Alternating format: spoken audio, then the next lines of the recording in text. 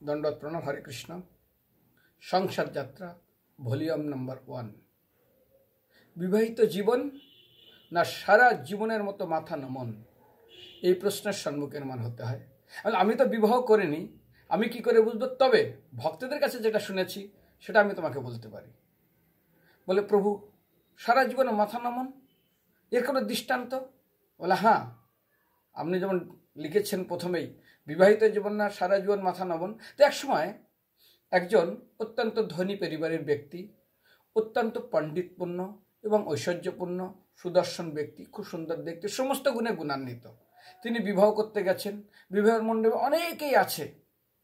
আর যার সঙ্গে বিবাহ ছিল, যে মাতাজির সাথে, তার স্ত্রী, সে তার হাতে মালা আছে, তিনি মালা পরাবেন।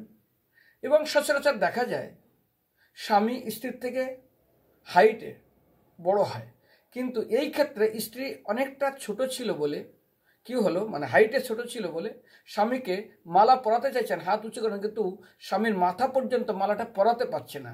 তো স্বামীকে বলছে, আরে মাথাটা নিচু করো না। বলে, দেখো, আমার বন্ধু বান্ধব আত্মীয় স্বজন সবার সামনে আমি মাথা নিচু করব? আমার সারা জীবন আমি মাথা উঁচু করে চলে এসেছি।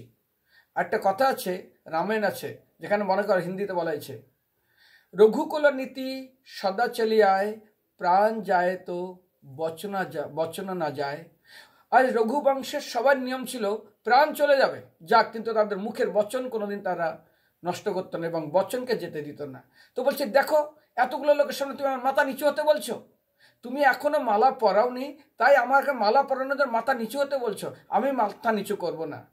তখন তার স্ত্রী বলছে, তুমি বুঝতে পারছো না, আমি বলছি তোমাকে রিকোয়েস্ট করে তুমি মাথাটা নিচু করো, আমার হাত ব্যথা করছে, কত সময় ধরে থাকবো, লোকে কি বলবে? বলছে, ভাই মাথা আমি নিচু করব না। তারপর অনেক অনুনয় বিনয় করার পরে তিনি মাথাটা নিচু করলেন।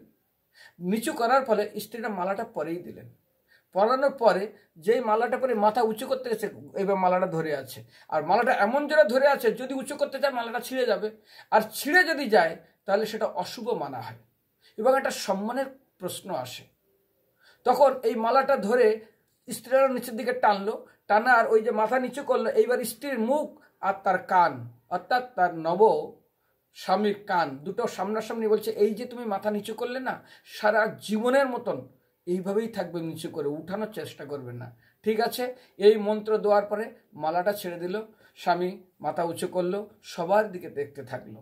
তারপরে একজন এসে বলছে, প্রভু ওই যে মাথা নিচু করেছি, আর যতবার মাথা উঁচু করার চেষ্টা করেছি, অশান্তি আছে, কিছু না কিছু সমস্যায় আছে।